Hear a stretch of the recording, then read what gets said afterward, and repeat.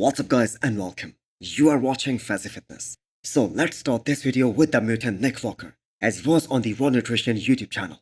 So one of the biggest criticism that Nick Walker received after this year's New York Pro was that the judges thought that his waist was looking wider, and that is something Nick Walker just cannot afford to have at this year's Miss Olympia, which is most probably gonna be the toughest competition of his career. So right off the bat, Nick Walker has been working really damn hard on his midsection. He is doing all those abdominal workouts for the past few months so that he can have far better control over his midsection when he is on the Olympia stage this year. It's a lot of stability stuff, and I think it is really overall has helped tightening my core. I mean, I'll be honest, it's 4 days a week, but sometimes I'll do like almost every day. And I think this is the first time Nick has openly talked about it, and when he said he's gonna make sure that the judges have no problem with his midsection this time. So when he says that, there was some real work being put behind the camera. So I have said this before, I think Nick Walker is a very smart bodybuilder, and I think we are gonna see a drastically improved and a different version of Nick in 5 weeks time. I believe my stomach for the Olympia is going to be dramatically different than what it was at New York, than what it was, at last year's or the year before's Olympia. And the other thing that really stood out for me in this interview was the fact that both Nick and his coach Matt Jensen, they have a consensus that Nick at this point in time can beat the reigning champion Derek Linsford. But they also believe if Hadi comes in, just the way he did for this year's Arnold, he is gonna 100% win the Olympia this year.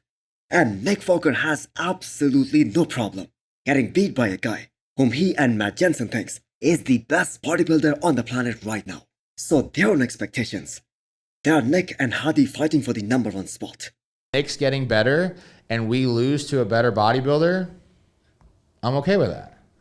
Me too, especially Hadi. Yeah, I mean, he's older, he's got more muscle maturity. Grainy. We just have to be realistic about it. And so why is that? There is no bodybuilding expert out there in the industry that sees it that way.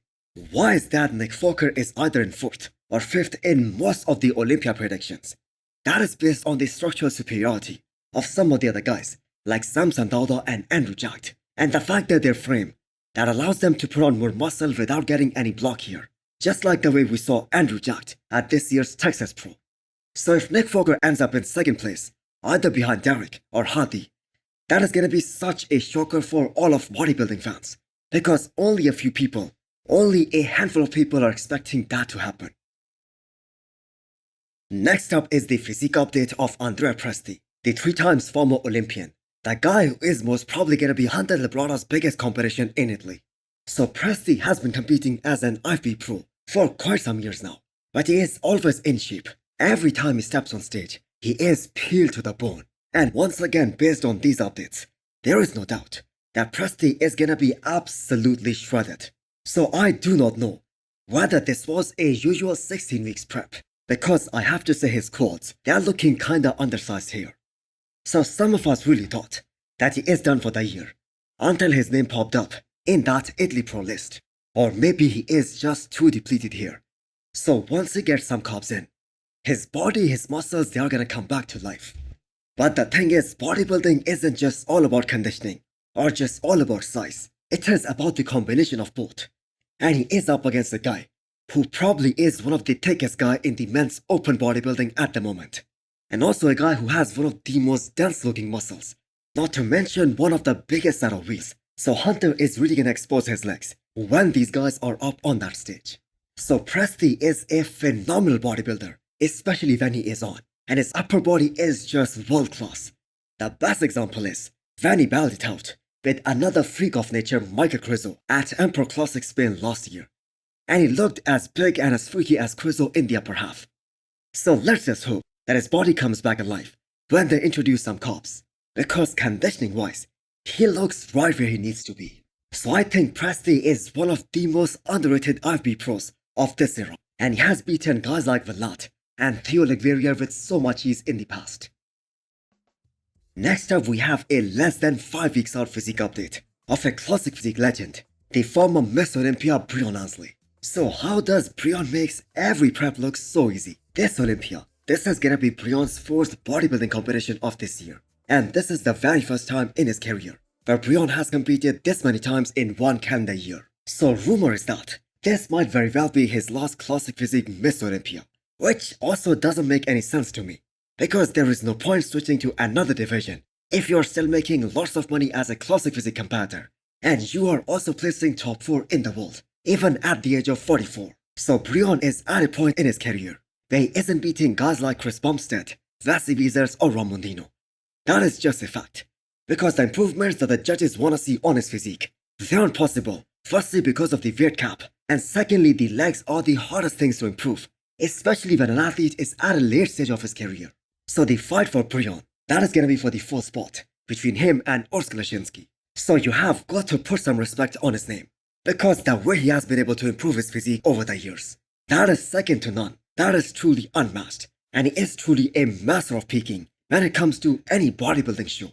So as the champion Chris Bumstead once said, that Breon honestly is just never off. So if you're in that show, you better show up at your A game.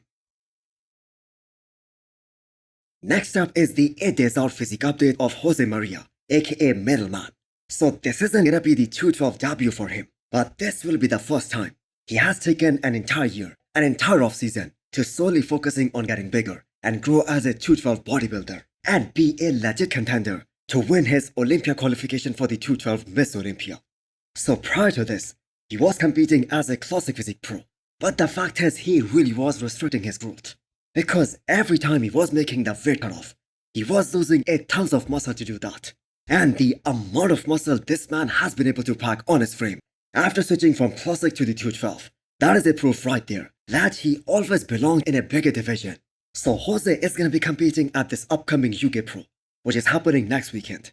And he has a great shot at winning that thing based on that conditioning, and he still has some time to go to dig even deeper. So I am really excited to see how his final package is going to look like, because Jose has those very unique round muscle bellies and overall a very pleasing structure. So he did qualify for Miss Olympia in Classic Physique division, but the fact is he was never able to make his Olympia debut in Classic. He is another one of those bodybuilders who became a victim of not getting the visa for the US. So how much do you guys think he is gonna weigh for this 212 show? Because his weight limit for Classic Physique, that must have been in the 170s. Do you guys remember this guy, Wadebi Davo, aka Destiny, whom people also call Mini Andrew Jacked? Well, someone needs to convince him to switch to the IFBB Pro League, because that is where a world-class physique like his belongs. So Destiny in these updates, he is 4 weeks out, and the man looks absolutely ridiculous. That is an insane look right there. So if he makes that switch to the IFBB Pro League, he is most probably going to be competing in the men's open bodybuilding. So these guys, Destiny and Andrew Jacked, they competed against each other back in 2021, when Andrew wasn't a pro. And in that competition, Destiny was weighing 230 pounds. Yes, he wasn't very sharp, but that was like 4 years ago. And Destiny has put on quite some size in the last 2 years or so. And there is just no way he can squeeze down to 212 pounds. So we all persuaded Michael Crizo to make that switch to the Pro League. And this is another great talent that should grace the stage in the Pro League. I know he's gonna have to earn his pro card, but that isn't gonna be a problem for him whatsoever. The thing is, the Pro League, that is a difficult path for any athlete out there. But this is where Destiny will push things beyond his limits to be the best version of himself. So I think we all wanna see him in the big league. So hit the thumbs up button if you liked the video, and smash the subscribe button if you wanna come back for more. Thanks for watching.